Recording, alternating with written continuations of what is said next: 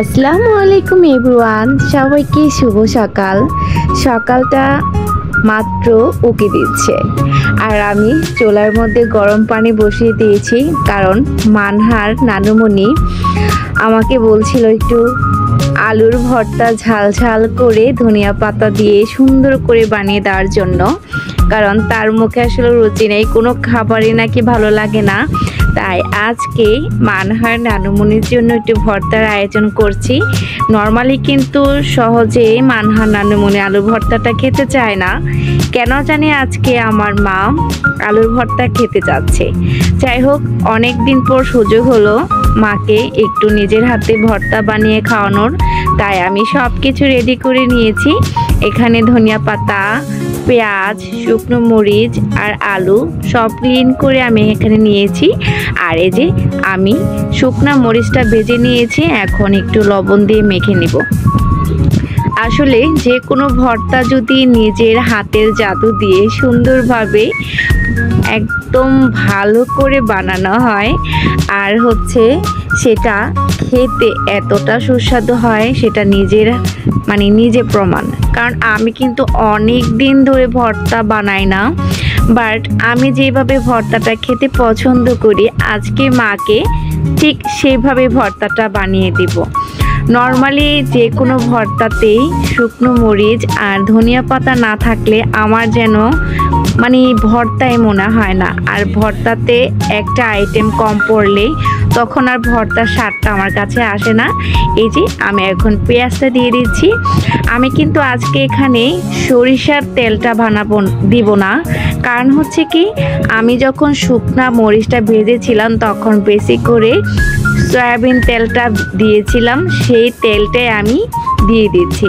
যখন বাসায় সরিষার তেল থাকবে না তখন আপনারা কিন্তু এই টেকনিকটা অবলম্বন করতে পারেন।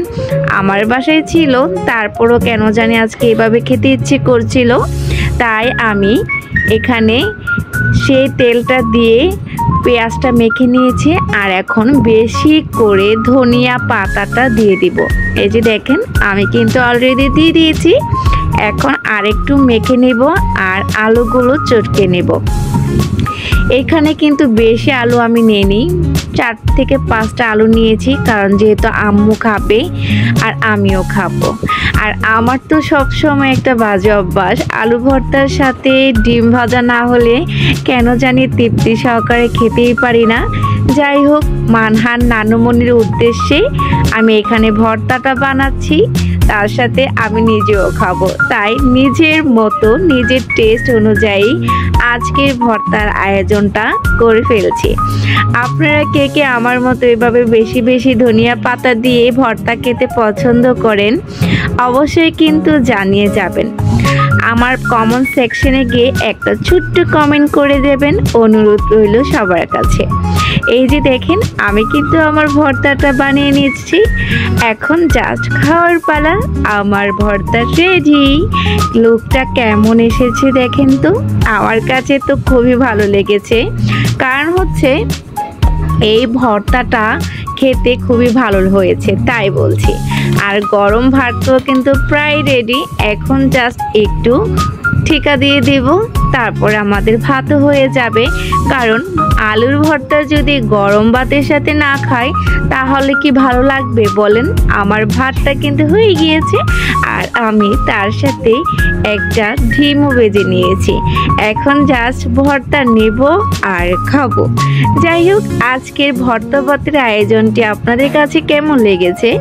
যদি ভালো লেগে থাকে অবশ্যই একটি লাইক, কমেন্ট, শেয়ার করে যাবেন। আর নিপু লাইফস্টাইলের সাথে থাকবেন। আল্লাহ হাফেজ।